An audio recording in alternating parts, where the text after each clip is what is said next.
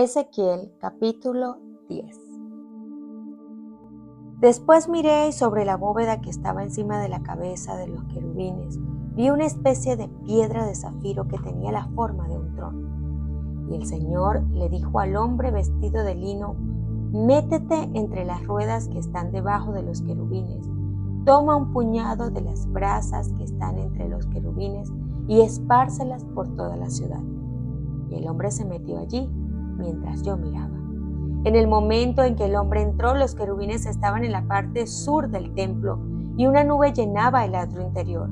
Entonces la gloria del Señor que estaba sobre los querubines se elevó y se dirigió hacia el umbral del templo. La nube llenó el templo y el atrio se llenó del resplandor de la gloria del Señor. El ruido de las alas de los querubines llegaban hasta el atrio exterior y era semejante a la voz del Dios Todopoderoso. El Señor le ordenó al hombre vestido de lino: toma fuego de en medio de las ruedas que están entre los querubines. Así que el hombre fue y se paró entre las ruedas. Luego de los querubines extendió la mano, tomó el fuego que estaba entre ellos y lo puso en las manos del hombre vestido de lino, aquel que lo recibió, y se fue. Debajo de las alas de los querubines se veía algo semejante a la mano de un hombre. Me fijé y al lado de los querubines vi 4 ruedas, una junto a cada uno de ellos. Las ruedas tenían un aspecto brillante como el crisolito. Las 4 ruedas se asemejaban y parecían como si una rueda estuviera encajada en la otra. Al avanzar podían hacerlo en las 4 direcciones, sin necesidad de volverse. Avanzaban en la dirección a que apuntaban las cabezas del querubín y no tenían que volverse. Todo el cuerpo, la espalda, las manos y las alas de los querubines, al igual que las 4 ruedas, estaban llenos de ojos. Alcancé a oír que a las ruedas se les llamaba círculos. Cada uno de los querubines tenían 4 caras: la primera de querubín, la segunda de hombre, la tercera de león y la cuarta de águila.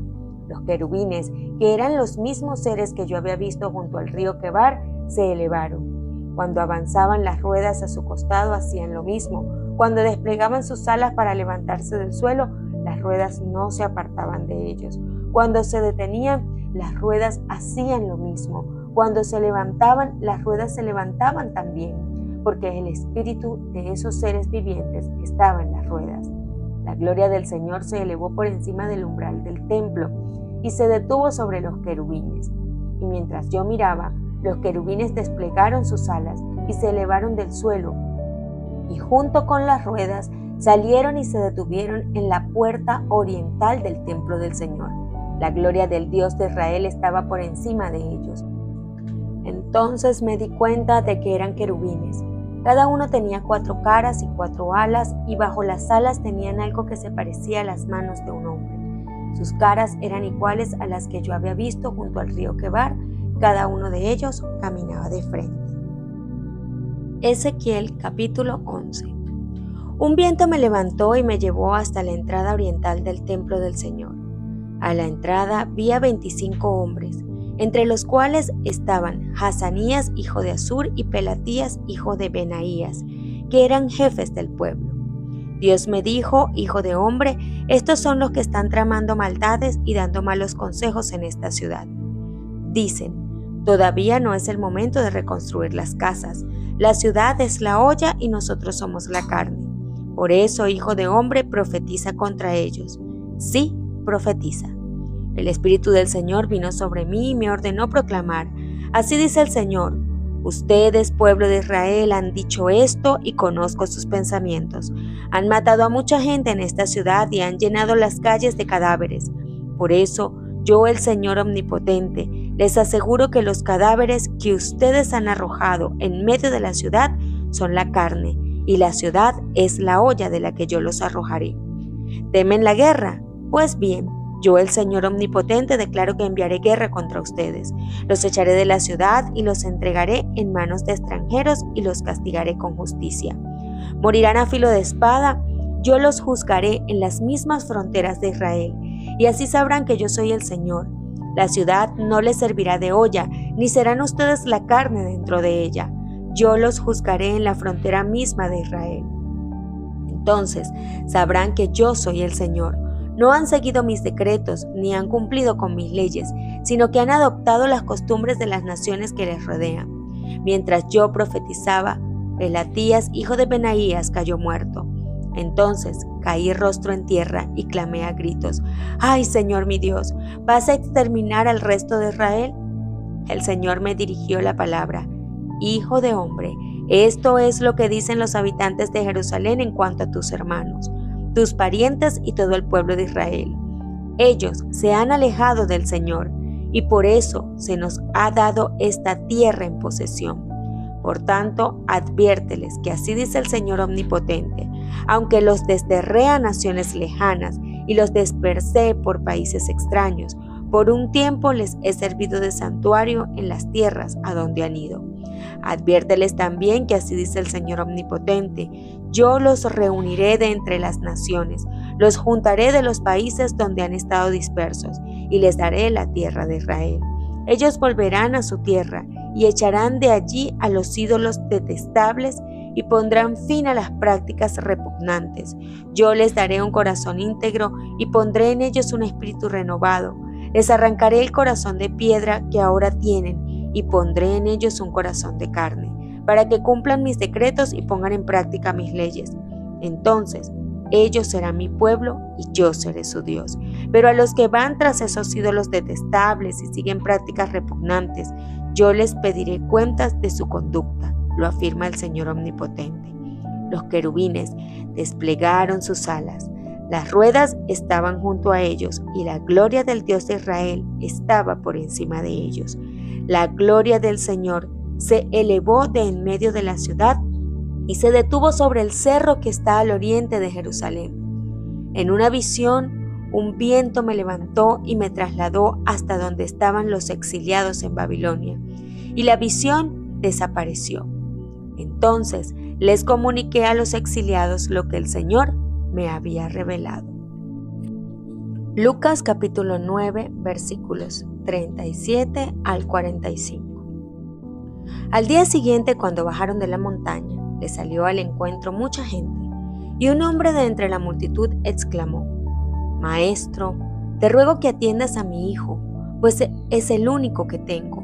Resulta que un espíritu se posesiona de él y de repente el muchacho se pone a gritar. También lo sacude con violencia y hace que eche espumarajos. Cuando lo atormenta, a duras penas lo suelta. Ya les rogué a tus discípulos que lo expulsaran, pero no pudieron. Ah, generación incrédula y perversa, respondió Jesús, ¿hasta cuándo tendré que estar con ustedes y soportarlos? Trae acá a tu hijo. Estaba acercándose el muchacho cuando el demonio lo derribó con una convulsión. Pero Jesús reprendió al espíritu maligno, sanó al muchacho y se lo devolvió al padre. Y todos se quedaron asombrados de la grandeza de Dios. En medio de tanta admiración por todo lo que hacía, Jesús dijo a sus discípulos: presten mucha atención a lo que les voy a decir. El Hijo del Hombre va a ser entregado en manos de los hombres. Pero ellos no entendían lo que quería decir con esto. Les estaba encubierto para que no lo comprendieran y no se atrevían a preguntárselo. Nada os será imposible. Después de haber pasado toda la noche en el monte, a la salida del sol, Jesús y sus discípulos descendieron a la llanura. Absortos en sus pensamientos, los discípulos marchaban asombrados y en silencio. Pedro mismo no tenía una palabra que decir. Gustosamente habría permanecido en aquel santo lugar que había sido tocado por la luz del cielo y donde el Hijo de Dios había manifestado su gloria. Pero había que trabajar para el pueblo, ya que estaba buscando a Jesús desde lejos y cerca. Al pie de la montaña se habían reunido una gran compañía, conducida allí por los discípulos que habían quedado atrás, pero que sabían a dónde se había dirigido Jesús. Al acercarse el Salvador, encargó a sus 3 compañeros que guardasen silencio acerca de lo que habían presenciado, diciendo: no digáis a nadie la visión hasta que el Hijo del Hombre resucite de los muertos. La revelación hecha a los discípulos había de ser meditada en su corazón y no divulgada. el relatarla a las multitudes no habría hecho sino excitar el ridículo o la ociosa admiración. Y ni aun los 9 apóstoles iban a comprender la escena hasta después que Cristo hubiese resucitado de los muertos. Cuán lentos de comprensión eran los mismos 3 discípulos favorecidos puede verse en el hecho de que, a pesar de que todo lo que Cristo había dicho acerca de lo que le esperaba, se preguntaban entre sí lo que significaría el resucitar de entre los muertos. Sin embargo, no pidieron explicación a Jesús. Sus palabras acerca del futuro los habían llenado de tristeza. No buscaron otra revelación concerniente a aquello que preferían creer que nunca acontecería. Al divisar a Jesús, la gente que estaba en la llanura corrió a su encuentro, saludándole con expresiones de reverencia y gozo. Sin embargo, su ojo avisor discernió que estaban en gran perplejidad. Los discípulos parecían turbados. Acababa de ocurrir una circunstancia que les había ocasionado amargo chasco y humillación. Mientras estaban esperando al pie de la montaña, un padre les había traído a su hijo para que lo librase de un espíritu mudo que le atormentaba. Cuando Jesús mandó a los 12 a predicar por Galilea, les había conferido autoridad sobre los espíritus inmundos para poder echarlos. Mientras conservaron firme su fe, los malos espíritus habían obedecido sus palabras. Ahora, en el nombre de Cristo ordenaron al espíritu torturador que dejase a su víctima, pero el demonio no había hecho sino burlarse de ellos mediante un nuevo despliegue de su poder. Los discípulos, incapaces de explicarse su derrota, sentían que estaban atrayendo deshonor sobre sí mismos y su maestro. Y en la muchedumbre había escribas que sacaban partido de esa oportunidad para humillarlos. Agolpándose en derredor de los discípulos, los acosaban con preguntas, tratando de demostrar que ellos y su maestro eran impostores. Allí había un espíritu malo que ni los discípulos ni Cristo mismo podría vencer, declararon triunfantemente los rabinos. La gente se inclinaba a concordar con los escribas y dominaba a la muchedumbre un sentimiento de desprecio y burla. Pero de repente las acusaciones cesaron. Se vio a Jesús y los 3 discípulos que se acercaban, y con una rápida reversión de sentimientos, la gente se volvió para recibirlos. La noche de comunión con la gloria celestial había dejado su rastro sobre el Salvador y sus compañeros. En sus semblantes había una luz que infundía reverencia a quienes los miraban. Los escribas se retiraron temerosos, mientras que la gente daba la bienvenida a Jesús. Como si hubiese presenciado todo lo que había ocurrido, el Salvador vino a la escena del conflicto y, fijando su mirada en los escribas, preguntó: ¿qué disputáis con ellos? Pero las voces que antes habían sido tan atrevidas y desafiantes permanecieron ahora calladas. El silencio embargaba todo el grupo.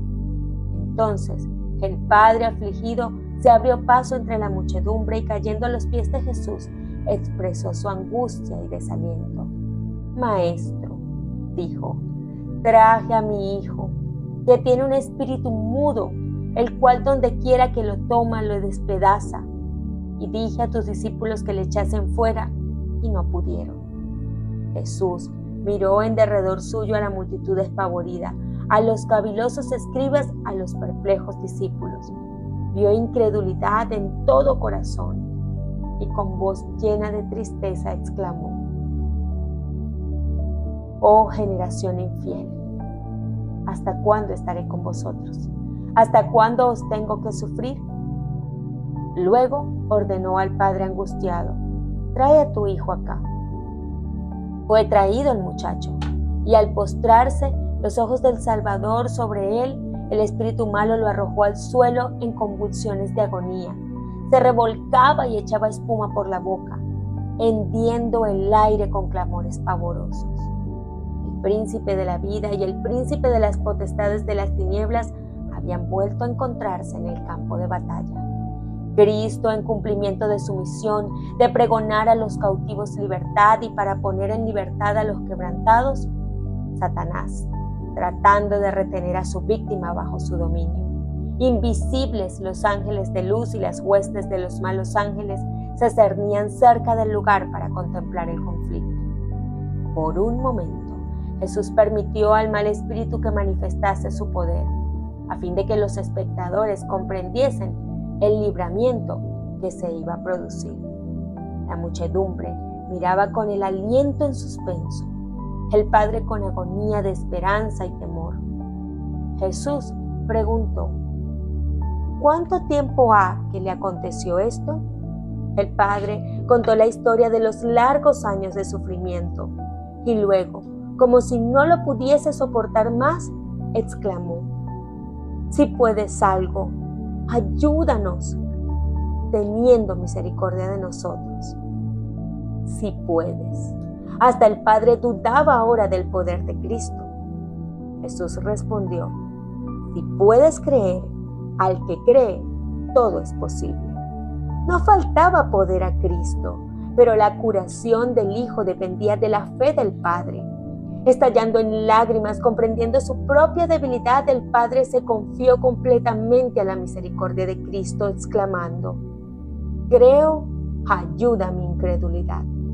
Jesús se volvió hacia el enfermo y dijo: espíritu mudo y sordo, yo te mando, sal de él y no entres más en él. Se oyó un clamor y se produjo una lucha intensísima. El demonio, al salir, parecía estar por quitar la vida a su víctima. Luego, el mancebo quedó acostado sin movimiento y aparentemente sin vida. La multitud murmuró: está muerto. Pero Jesús le tomó de la mano y alzándole, le presentó en perfecta sanidad mental y corporal a su Padre. El Padre y el Hijo alabaron el nombre de su libertador. Los espectadores quedaron atónitos de la grandeza de Dios, mientras los escribas, derrotados y abatidos, se apartaron malhumorados.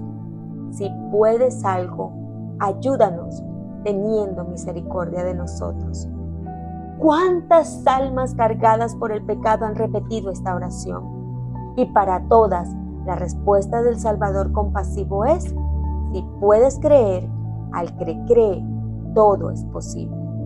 Es la fe la que nos une con el cielo y nos imparte fuerza para luchar con las potestades de las tinieblas. En Cristo, Dios ha provisto medios para subyugar todo rasgo pecaminoso y resistir toda tentación, por fuerte que sea.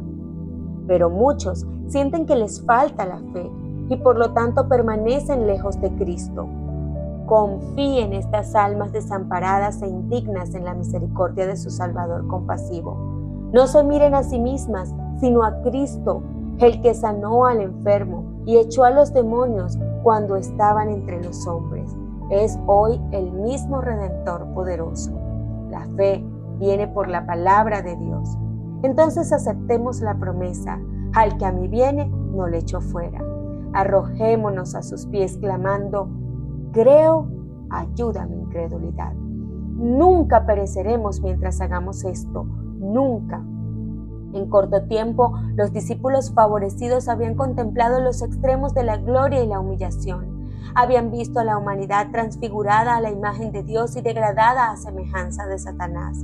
De la montaña, donde había conversado con los mensajeros celestiales y había sido proclamado Hijo de Dios por la voz de la radiante gloria, habían visto a Jesús descender para hacer frente al espectáculo angustioso y repugnante del joven endemoniado, con rostro desencajado que hacía crujir los dientes en espasmos de una agonía que ningún poder humano podía aliviar. Y este poderoso Redentor, que tan solo unas horas antes estuvo glorificado delante de sus discípulos asombrados, se inclinó para levantar a la víctima de Satanás de la tierra donde se revolcaba y devolverla sana de mente y cuerpo a su Padre y a su hogar. Esta era una lección objetiva de la redención. El ser divino procedente de la gloria del Padre se detenía para salvar a los perdidos. Representaba también la misión de los discípulos. La vida de los siervos de Cristo no ha de pasarse solo en la cumbre de la montaña con Jesús, en horas de iluminación espiritual. Tienen trabajo que hacer en la llanura. Las almas que Satanás ha esclavizado están esperando la palabra de fe y oración que las liberte. Los 9 discípulos estaban todavía pensando en su amargo fracaso. Y cuando Jesús estuvo otra vez solo con ellos, le preguntaron: ¿por qué nosotros no lo pudimos echar fuera? Jesús le contestó: por vuestra incredulidad, porque de cierto os digo que si tuviereis fe como un grano de mostaza, diréis a este monte: pásate de aquí allá, y se pasará, y nada os será imposible. Mas este linaje no sale sino por oración y ayuno. Su incredulidad, que los privaba de sentir una simpatía más profunda hacia Cristo, y la negligencia con que habían considerado la obra sagrada a ellos confiada, les había hecho fracasar en el conflicto con las potestades de las tinieblas. Las palabras con que Cristo señalara su muerte les había infundido tristeza y duda, y la elección de los 3 discípulos para que acompañasen a Jesús a la montaña había excitado los celos de los otros 9. En vez de fortalecer su fe por la oración y la meditación en las palabras de Cristo, se habían estado espaciando en su desaliento y agravios personales. En este estado de tinieblas habían emprendido el conflicto con Satanás.